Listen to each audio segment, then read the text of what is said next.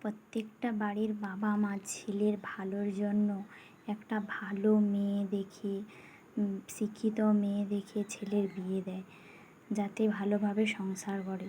কিন্তু ছেলে বিয়ের পর বাবা মা হয়ে যায় পর, আর বউ হয়ে যায় আপন। আমি বলছি কি, বিয়ের পর বউ কেন, বাবা মা কেন পর হয়ে যায়? আরে বাবা মা সবার বাড়ির, মানে সংসারে সবারই দোষ থাকে কম বেশি, কারোর কম কারোর বেশি, তো মানিয়ে নিয়ে চলতে হবে। তাই বলে কি বউ ভালো বাবা মা খারাপ, এটা তো করা উচিত নয়। বউও ভালো, বাবা মাও ভালো। বাবা মা জন্ম দিয়েছে, মানুষ করেছে, বাবা মা সারা জীবন ছেলের কাছে বাবা মা ভালোই তো হবে। বউ কি ভালো হবে বাবা মার থেকে বেশি? বউ যতই বলুক যে তোমার বাবা মা খারাপ, কিন্তু একটা নিজের ছেলে হয়েছে যদি বলে যে বাবা মা খারাপ, বাবা মার কতটা খারাপ লাগে বলো।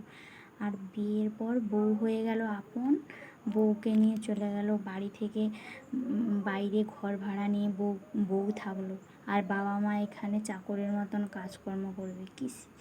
কি বাবা মা এতটা যখন অতিরিক্ত বেশি খারাপ কিছু করছে তখন বাইরে গিয়ে থাকো, কিন্তু যখন বাবা মা কিছু সেরকম করছে না, বউকে একটু আধটু কিছু বলছে, সংসার থাকলেই তো ঝগড়াঝাটি হবে, বউকে একটু আধটু কিছু বলছে তার জন্য যে বাইরে গিয়ে থাকতে হবে বাবা মাকে ছেড়ে, এটা করো না।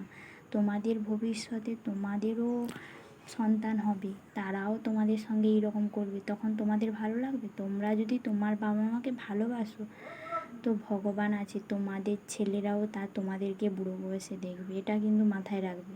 আর তোমরা যদি না তোমার বাবা মার সঙ্গে খারাপ কিছু করো, তো তোমাদের সঙ্গে ভবিষ্যতে খারাপ কিছুই হবে, ভালো কিছু হবে না।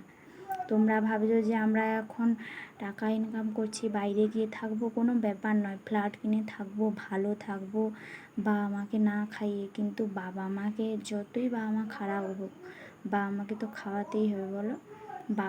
ওরা তোমার বাবা মা।